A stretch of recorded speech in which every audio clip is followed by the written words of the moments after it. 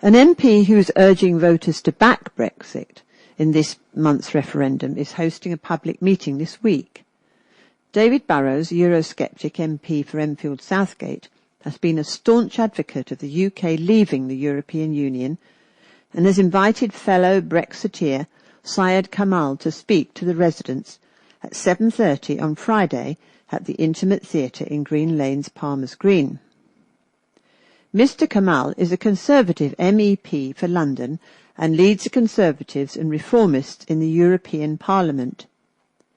He came out in favour of Brexit in March. Mr Burrows says that the MEP will lay out pros and cons of membership of the Union, which currently lets governments in the EU trade without tariffs or import or export restrictions. Mr Burrows said, "I'm delighted that Syed will be attending my public meeting and presenting the arguments for and against Britain's membership of the EU, while also answering questions. Members of the public, particularly those who are undecided and who want facts and balanced discussion, are extremely welcome to attend." It's not clear if there will be any speakers who advocate remaining within the EU.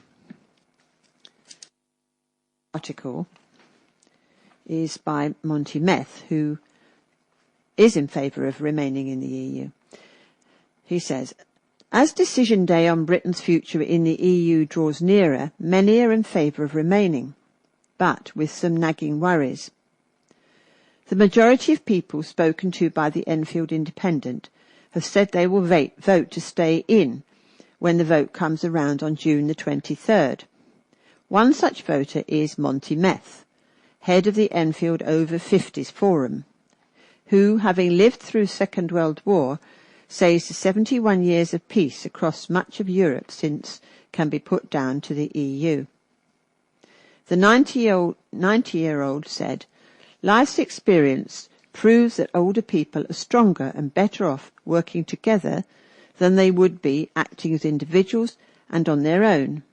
And I think the same corollary applies to Britain working alongside 27 other countries in Europe rather than going it alone.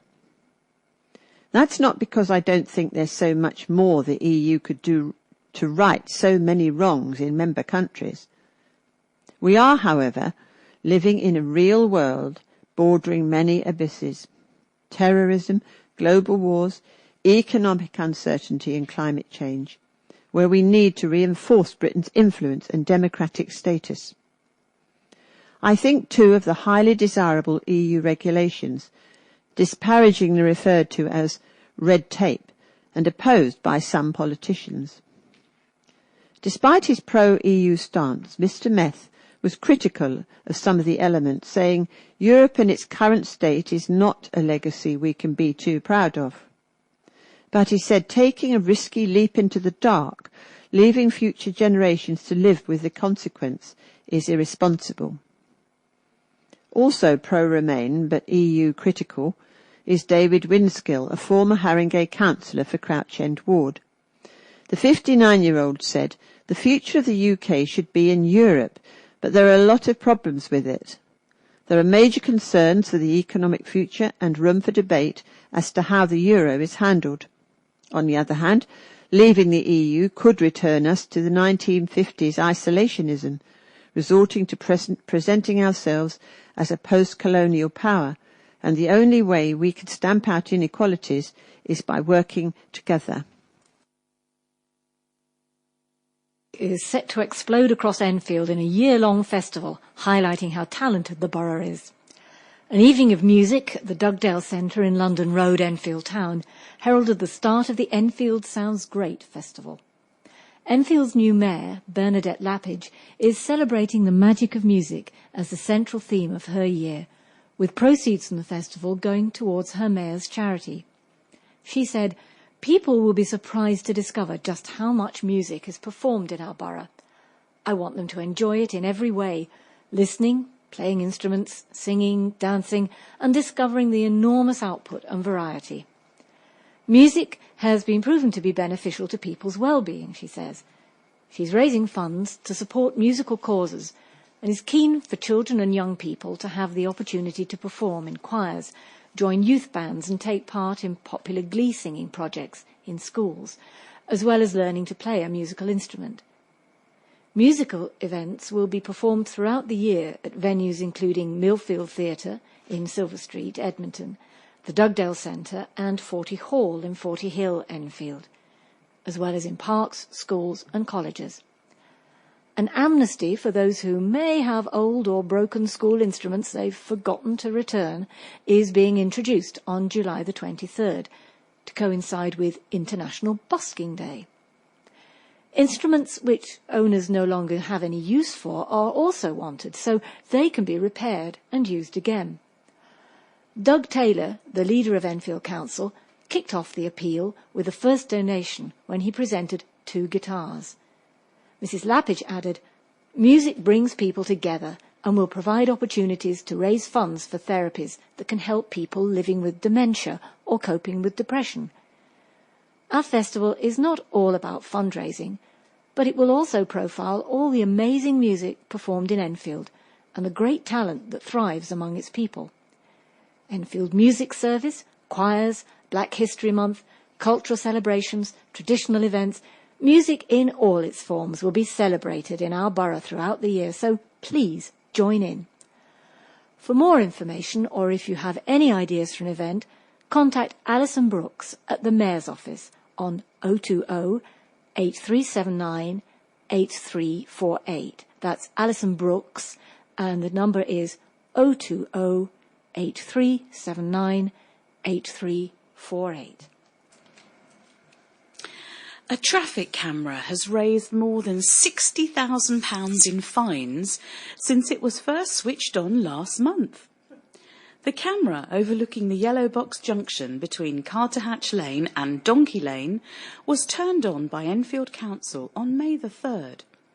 By May the 23rd, it had resulted in 2,400 tickets being issued, according to new figures, raising £63,600. If tickets continue to be issued at this rate, the camera could generate more than £750,000 over the next year. By comparison, at the one other yellow box junction in Enfield, the junction of Green Lanes and Sydney Avenue, 585 tickets were issued, raising just £35,100 for the council. The council say the camera is there to help traffic flow. However, Councillor Nick Dines, Conservative councillor for Chase Ward, said the amount or money raised by it is unbelievable. He said, "I know there are yellow boxes on main roads in Enfield where if you get caught in them, 99 times out of 100 it will be the driver's fault. Clearly they should be enforced. But at the Carterhatch Junction, the road layout is far from perfect and many local residents are getting trapped. From Linden Gardens, Linden Avenue and the Great Cambridge Slip Road, thousands of pounds must have been raised from unsuspecting, hard-working residents. I hope the council looks leniently towards those who live locally and were fined in the first few weeks." In response, Cabinet Member for the Environment, Councillor Daniel Anderson, said the box junction was introduced in the mid-1990s, meaning there have been 2 decades to raise concerns. He said, "The rules of the Highway Code are very clear. You can enter a yellow box to turn right, and, as in this case, to cut across into Donkey Lane. If you don't stop in a box junction, you won't receive a penalty charge notice. If a motorist received an exceptionally high number of penalty charge notices, then it is because they continuously flouted the restrictions. We have no intention of removing the camera because tickets are issued lawfully. However, drivers have the right of appeal, and any who feel that they have been unfairly penalised should do so. Public opinion has been divided on the junction, with debate raging." He said the rules of the Highway Code are very clear. You can enter a yellow box to turn right, and, as in this case, to cut across into Donkey Lane. If you don't stop in a box junction, you won't receive a penalty charge notice. If a motorist received an exceptionally high number of penalty charge notices, then it is because they continuously flouted the restrictions. We have no intention of removing the camera because tickets are issued lawfully. However, drivers have the right of appeal, and any who feel that they have been unfairly penalised should do so. Public opinion has been divided on the junction, with debate raging on local social media groups. Peter Bayman wrote on Facebook, "Surely it should only be people driving directly along Carterhatch Lane that should be prohibited from stopping in the box, as they are the ones who hold up the traffic." However, Joan Newman said, "Why on earth should people be refunded if they have broken the highway code?" As the Queen looks forward to opening her birthday presents, one Enfield resident has been sent a gift from the monarch. Eleanor Fitzwalter is the proud owner of just a handful of special coins struck for 90-year-olds who share the same birthday as the Queen. Dozens of commemorative items have been launched to mark the Queen's birthday, but this souvenir is one that money can't buy. It's only been presented to people who share that special link with Queen Elizabeth II. Both women will be 90 on Saturday, and they've enjoyed celebrations in the run-up to their big days. Mrs. Fitzwalter, who lives in Winchmore Hill, was delighted when the special parcel arrived. She has also met the Queen at a function she attended at Windsor Castle about a decade ago with her nephew. She recalled a friend said to her that my birthday was the same day. She came round and chatted to everyone. She's shorter than me. It was just normal talking to her. You just can't believe it. Then she said she had to go as she'd got business to do. Mrs. Fitzwalter has also attended a Buckingham Palace garden party.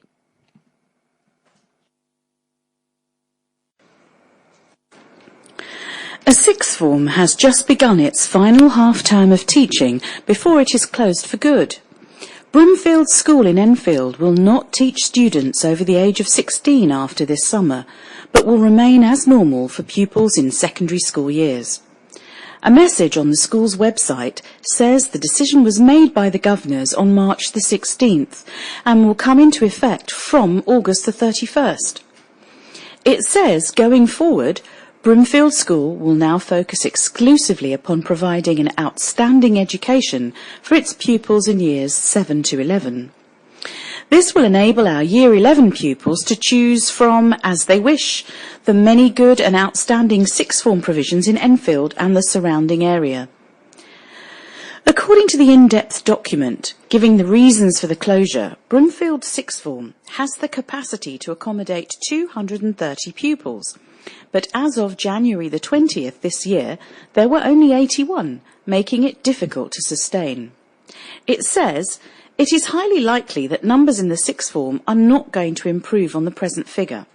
The funding available to the school will subsequently reduce.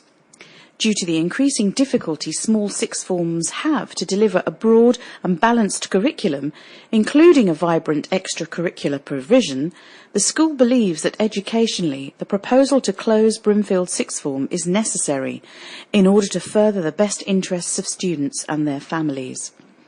Some students have said that the move has been disruptive and has affected their studies.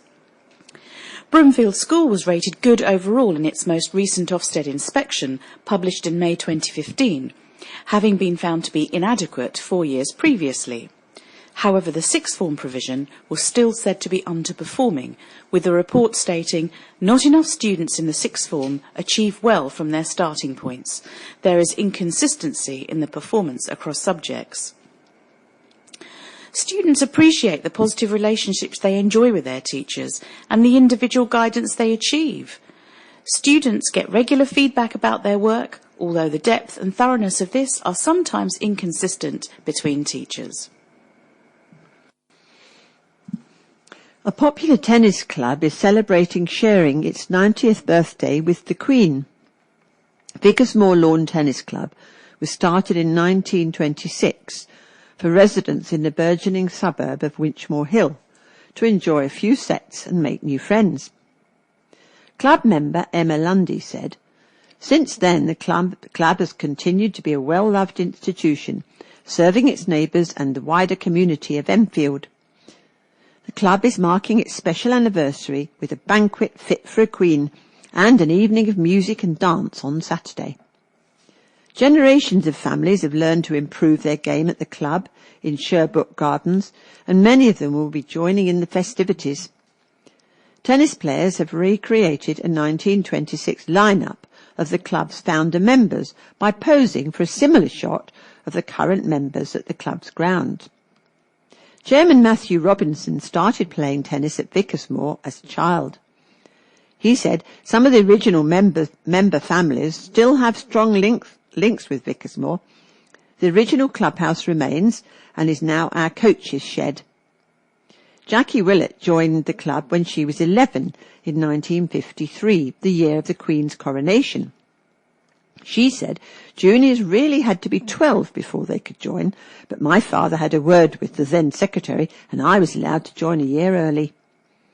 She said that members had clubbed together to improve the facilities and create an amazing club bar. The celebrations will continue with the family tournament in aid of Alzheimer's on Sunday, June the 26th, and the annual club tournament the following month on July the 2nd and 3rd. Enticing audience members to a show called Urinetown has been a controversial task for Southgate-based amateur theatre group St Monica's Players. In the church halls where the cast has been rehearsing, posters bearing the name of the show have been ripped down, despite the play being about social irresponsibility and capitalism rather than visiting the bathroom. Director Warren McWilliams explains that once the lights go down and the curtain goes up, the audience will forget the name and be entranced with the performance. He says the play is not what the title suggests. Our biggest problem has been that U word, but it is really not about people going to the toilet. It's just essentially a really good musical.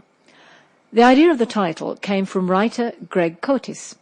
He was travelling around Europe on a tight deadline as a student and used the bathroom in Germany, where the only available toilet to use was one he had to pay for. From there, he thought that this was an idea for a musical. The show began on Broadway in 2011 and went on to win 3 Tony Awards and was nominated for 9 others before it came over to the West End. Warren believes the satirical play has been so successful because it is unique and almost an anti-musical, as it spoofs many traditional elements of musicals and exposes the flaws of corrupt governments. He says the play covers heavy topics, and unlike many other musicals, it also doesn't have a happy ending.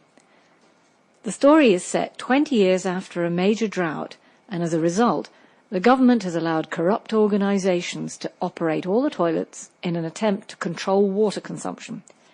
If anybody tries not to pay the fee for the toilets, they're sent away to this mysterious Urinetown. One day the heroes are sent there, which starts a chain of rebellious events of people rise up above the oppression. There's a lot of dark humour, and the story is tongue-in-cheek, and although it was written quite a few years ago, it's still completely current and relevant today. Warren adds his favourite part of the performance is the music. He says, "Never have I been involved in a show with such amazing music.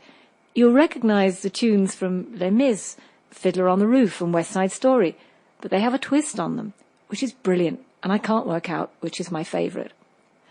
Warren, who works for a news channel as well as being a director in his spare time, wanted to get involved in the St Monica's Players due to a passion for performing. He says, "We rehearse twice a week in the evenings as people work during the day. The shows are all done out of love, and hopefully the audience can see we're having a good time. I enjoy theatre, as I started dancing when I was 3 and directing at university.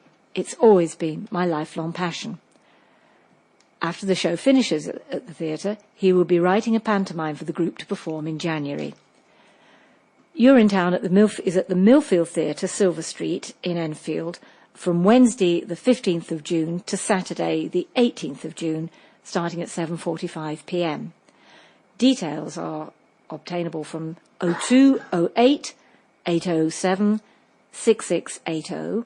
That's 0208 807 6680. The email is boxoffice@enfield.gov.uk. Street parties to celebrate the Queen's 90th birthday with accompanying road closures are taking place across the borough this weekend. They are among a host of festivities being staged to mark the monarch's official birthday on Saturday. A People's Festival Party in the Park event is being held in Ponders End Park from noon to 6 p.m. on Saturday. Fun attractions include a tea party, a toddler's fun area, an inflatable assault course, zorbing, stalls and sideshows and refreshments, as well as a music soundstage with DJs. It is being organised by the Make It Happen organisation, the MIHO, in association with Ponders End Community Development Trust. The MIHO founder and resident Omar Lawrence said the free event has something for all the family. On Sunday, from 11:30am to 3pm, Enfield Council is throwing a free royal party in Enfield Town Park with fun-filled entertainment, including live music, children's activities, and even a prize for the reveller who brings the best-dressed royal teddy. Christchurch Cockfosters is holding a morning service in tribute to the Queen, followed by a street party in nearby Chalk Lane from 12:30pm, including lunch, a cream tea and music. Tickets are £9 for adults and £7 for the under-11s. It's free for the under-4s. Springview Residential Care Home in Crescent Road, Enfield, is having a street party for its residents on Friday. Residents of Brimfield Avenue in Palmer's Green are holding a street party on Saturday, and residents of Old Park Road in Palmer's Green are staging a street party on Sunday. The Queen has visited the borough on many occasions during her 64-year reign, the last time in 2003 when she met pupils at Keys Meadow Primary School in Tysoe Avenue, Enfield Lock. To coincide with the weekend of national celebrations, pubs in the borough, which are normally licensed to trade until 11pm, will be able to stay open an extra 2 hours on Friday and Saturday, as announced by Prime Minister David Cameron back in March. The longer opening hours also coincide with England's and Wales's first games in the European Football Championships, and on a personal note, with my wedding anniversary. Congratulations, Katherin. Staff from an Enfield business are taking on the 3 Peaks Challenge to raise money for a hospice. The group of more than 20 employees from Fairview New Homes will climb Ben Nevis in Scotland, Scarfell Pike in the Lake District and Snowdon in Wales in just 24 hours, starting on June the 18th. The team is raising money to support the Isabel Hospice, which cares for people across eastern Hertfordshire. Faye Wilder, senior town planner at Fairview, said, "I'm from Hertfordshire and my neighbour was an Isabel Hospice nurse, so I know how important a cause it is. The level of care and support which they deliver to those they care for and their families, both medically and emotionally, is brilliant." Staff at Fairview have taken on the challenge before, with some of this year's team veterans of previous campaigns. Nick Sizer, a senior systems engineer at the company's IT department, took part in the previous challenges, but remains just as keen. He said it's great to watch different people getting involved and seeing them progress as we train for the big day. To sponsor the team, visit www.justgiving.com/Fairview New Homes, 3 Peaks, 2016. Detectives have issued images of 4 men they want to quiz over a burglary in which jewellery and cash worth £160,000 were stolen from a house in Winchmore Hill. They hope members of the public will recognise the suspects who were captured on security cameras during the break-in at the house in Oaklands. They're keen to speak to witnesses who may have seen them hauling a heavy safe containing £150,000 worth of gold jewellery and £10,000 in cash to a waiting grey BMW 3 or 5 Series car parked in the driveway. The burglary was carried out between 1:19 p.m. and 4:32 p.m. on Thursday, May the 19th. The occupant of the house, a 31-year-old woman, had gone away 3 days earlier. Two of the gang entered the back of the property via a side alley, and after a failed attempt to force the patio doors with a screwdriver, they gained access after smashing the glass. They left empty-handed after a few minutes, but later that afternoon 2 different men entered the back of the property via the alley, and while they were inside, the BMW pulled up. 2 minutes later, the 2 intruders emerged carrying the safe and got into the car, which was driven off. The stolen jewellery included 55 traditional thin Turkish bangles with a twist design, 2 belts made up of 60 gold coins, a 2.5-carat diamond and platinum necklace with emeralds, about 70 gold investment coins, 5 thick gold bangles about 5 centimetres wide, and a number of gold earrings and rings. The house had an alarm which should have transmitted an alert that intruders were on the premises and police were required, but it had been disabled, say detectives.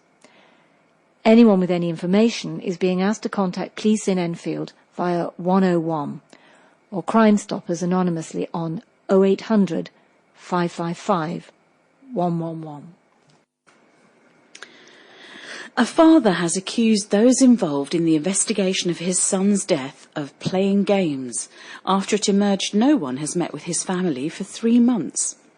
The Independent Police Complaints Commission, the IPCC, met with Chandrusen Chuman on March the 8th, the day after a coroner ruled his 19-year-old son Krishna, whose body was found in the Thames last year, had not committed suicide, recording an open verdict.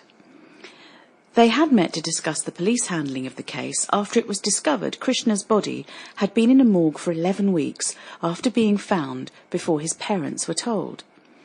However, despite promises from the IPCC, no further meeting has taken place after the investigating officer went off work sick, leaving the Chuman family feeling abandoned and unable to continue their search to find out how Krishna died. Mr. Chuman told the Enfield Independent, "I want justice. I want answers. We have established Krishna did not kill himself, but now people are playing games with the investigation." A meeting has been scheduled for May the 5th before being pushed back to June the 1st, but now there is no set date for a meeting. IPCC spokesman David Carnell said, "We regret the unavoidable delays in conducting a further witness interview with the family. We are in contact with the family and we are attempting to arrange an interview at a mutually suitable date as soon as possible." Krishna of Nelson Road, Edmonton, went missing on August the 7th after going to play football with his friends. Police issued a missing persons appeal in November, even though a month previously his body had been pulled out of the River Thames. A star-studded lineup has been announced for this summer's Livestock music festival, Enfield's mini-version of Glastonbury. Among the headline acts for the annual all-day extravaganza will be the Edwin Starr Band, named after the singer-songwriter who had a chart-topping hit War in 1970. Angelo, his brother, now fronts the band, which Starr toured with until his death in 2003. They'll be performing all his many hits as well as covers of some of the greatest Motown and soul classics. Now in its 5th year, the Livestock Festival will once again take place in the rural splendour of Forty Hall Farm in Forty Hill, Enfield, on Saturday, July the 30th, from midday until 11 p.m. Up to 4,000 festival goers are expected as 20 established and up-and-coming acts perform across 3 stages.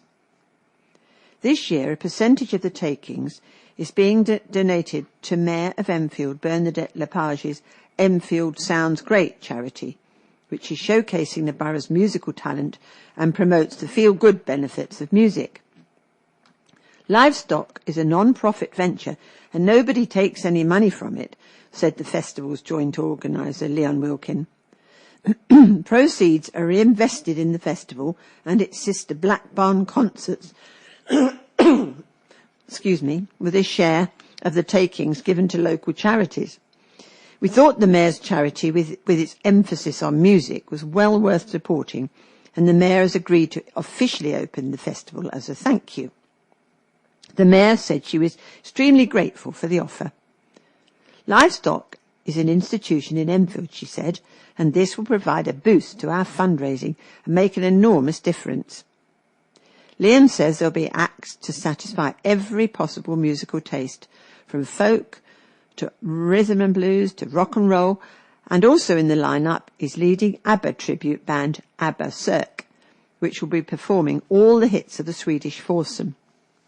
With bars, food and handicraft stalls, children's entertainment and car parking, the event promises to be a memorable one, not just for music, but also for the family. For the first time, admission for under 11s is free. Tickets for 12 to 16-year-olds are £5 with adults who book early paying £15. Tickets for the next 600 to book in advance cost £20 and £25 at the door. For more information, go to www.livestockuk.com. Latin American music is featured at the regular second Saturday in the month Black Barn concert from 8 to 11 p.m, and it's this weekend. The 5-piece Salsa Bor band play the Latino rhythms of salsa, mambo and merengue. Tickets cost £5, doors open at 7:30, and the bar is provided by the Old Bell Pub in Baker Street, Enfield. 6 people escaped from a fire which tore through a block of flats in Edmonton over the weekend. Firefighters were called by a resident in the block of flats at Ploughman's Close, Edmonton, at 6:17 a.m. on Sunday, after she had been woken by her smoke alarm. She was able to escape with her daughter through the window of their ground floor flat. 4 other residents were also able to escape through ground floor windows before the firefighters arrived. Once on the scene, fire crews rescued another resident from his flat. The man was suffering from smoke inhalation and was treated on the scene by paramedics from the London Ambulance Service. The blaze ripped through the ground floor lobby of the flats, and the area became heavily smoke-logged. Firefighters brought the flames under control within an hour. The cause of the blaze is being investigated by the London Fire Brigade and police. Neighbours say a playing field near their homes has become an eyesore because of dumped rubbish and dog waste.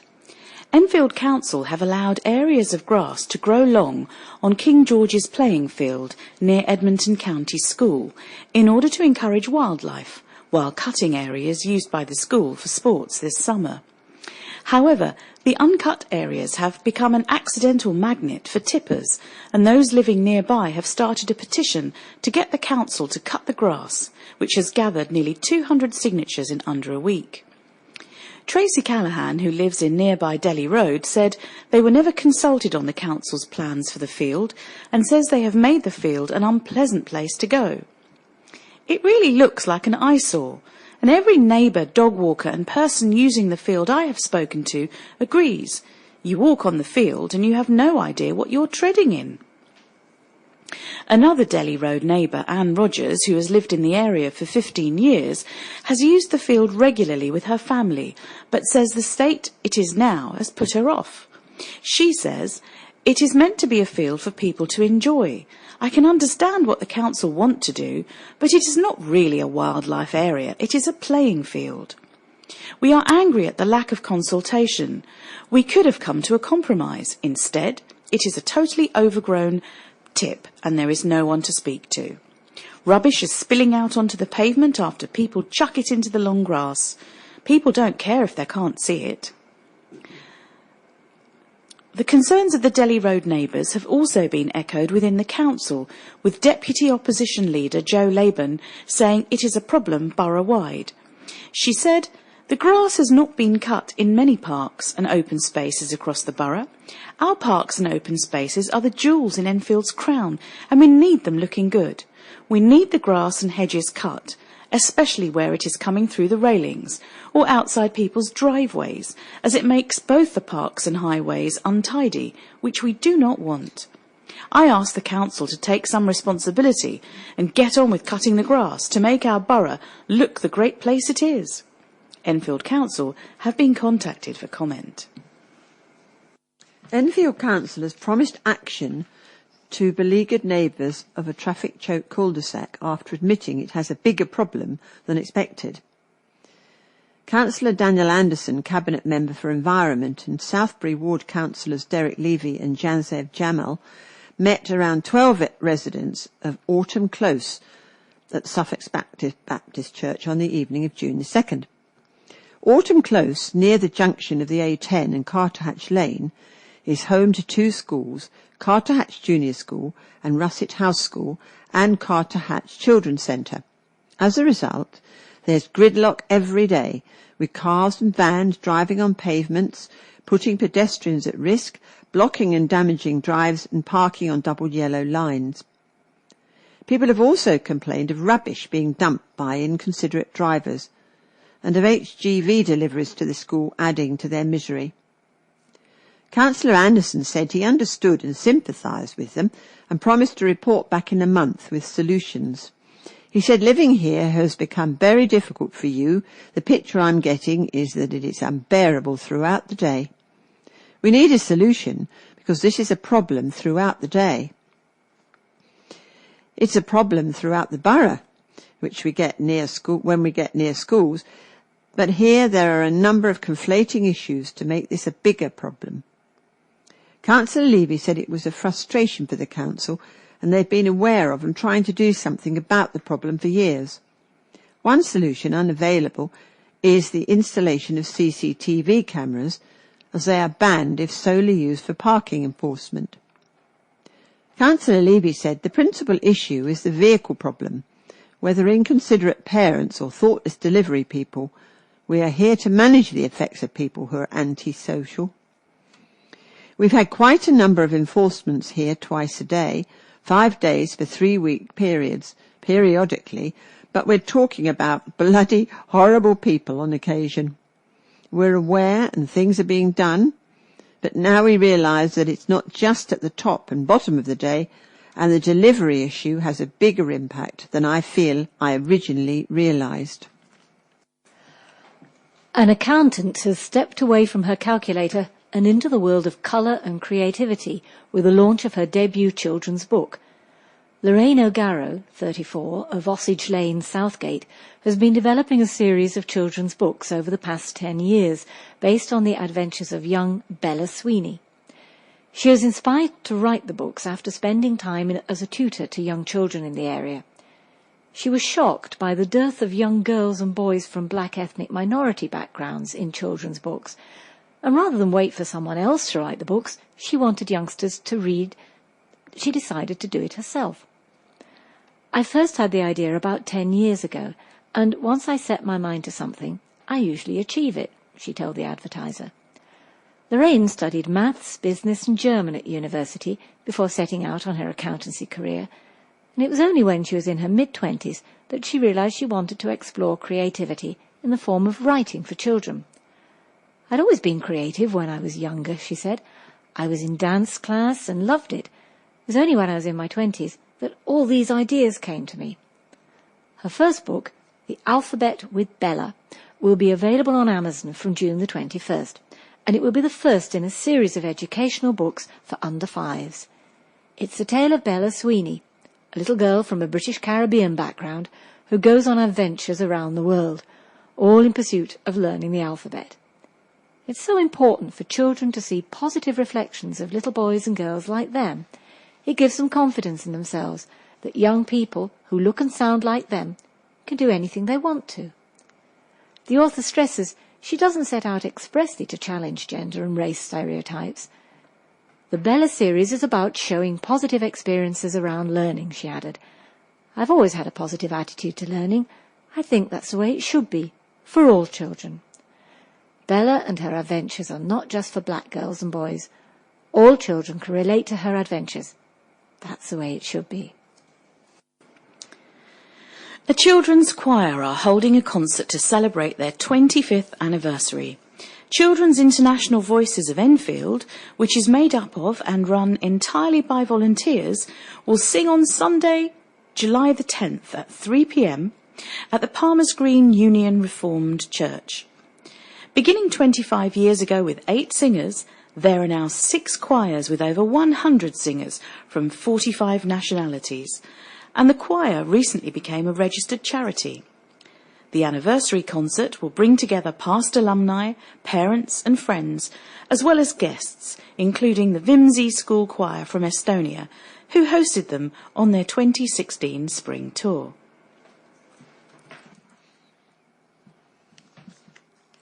A man whose fiancée was diagnosed with multiple sclerosis 10 years ago is deep in training to run a half marathon to raise money for those suffering from the condition. Mark Bleach, 40, of Southbury Avenue, Enfield, is raising money for the MS Trust, a charity which funds research into multiple sclerosis. He is taking part in the Great North Run. Mark's partner, Claire Sutherland, 39, was diagnosed with MS, a neurological condition that affects the central nervous system, when they'd been together for a year. Describing his partner's condition, he said, "She walks with a slight limp, but she's never let MS stop her from doing anything. She works as a speech and language therapist at Lavender Primary School." Spurs fan Mark was inspired to run to raise money for the charity when he realised that it was a great way to get the word out about and raise funds for the condition, which many people still have little knowledge of. It's not always a visible disability, so sometimes people can get impatient if someone walks slightly differently or slurs their speech. So explaining that MS manifests itself in different ways and is sometimes not even perceptible is really important, he told the Advertiser. To get ready for the 13-mile run from Newcastle to South Shields in September, Mark's warming up with a few 10k races throughout the summer, including one in Newham, East London, around the Olympic Park in Stratford. And his children, 16-year-old Luke and Katie, 6, are proud of what their dad is doing to raise money to help the cause. They both understand about their mum's condition, and they know how it affects her, so they're really supportive, Mark said. To donate to his efforts and help him to get to his £500 target, log on to www.justgiving.com/fundraising/markbleach2. Despite the typically unpredictable British bank holiday weather, the annual Enfield Pageant of Motoring saw a huge collection of vintage and classic vehicles of all kinds gather at the playing fields on the Great Cambridge Road. The vehicles range from the earliest years of the 20th century right up to modern classics from the 1980s, and even included an ex-London Transport RT bus from 1947. Within this display, the National Motor Museum of Beaulieu presented their stunning 1935 Auburn Speedster. While visitors were looking at the many different makes of car on display, a familiar remark was, "Oh, my dad had one of those," while reminiscing about Ford Anglias or Morris Minors. Other displays of commercial and military vehicles, together with motorcycles, added to the variety. The Pageant of Motoring, which is the largest event held in the Enfield area, is a major fundraiser for the Whitewebs Museum of Transport, a registered charity situated in the former New River Pump House in Whitewebs Road. The museum is open on Tuesdays and the last Sunday of the month, or by arrangement at other times. And finally, from another form of transport from bygone eras, magnificent heavy horses pulling carts and traps transported people back to a lost age and helped recreate our rural heritage. The giants of the equine world were the star attraction at Capel Manor Gardens in Ballsmore Lane, Enfield on Sunday, when Hertfordshire Heavy Horses Association held its annual show.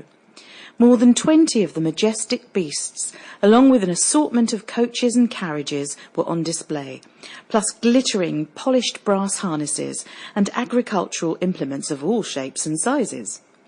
Among the breeds were Clydesdales and Shires, who were pitted against each other in categories for horses in harnesses and horses pulling carts, traps and agricultural equipment. Hertfordshire Heavy Horses Association Secretary Sheila Kelly said it was a wonderful day. The horses were wonderful and the weather was kind to us, she said. We've been going to Capel Manor Garden since 2000 and the setting is just lovely. Visitors seemed to love it and really enjoyed the day, especially the dray rides. There were also craft and rural stands, a dog agility team and demonstrations by a farrier, as well as more than 30 acres of gardens to enjoy. We have reached the end of our programme for this week. Thank you for listening. So, from the team of Elizabeth, Patricia, Katherin and Jason on the controls, it's goodbye.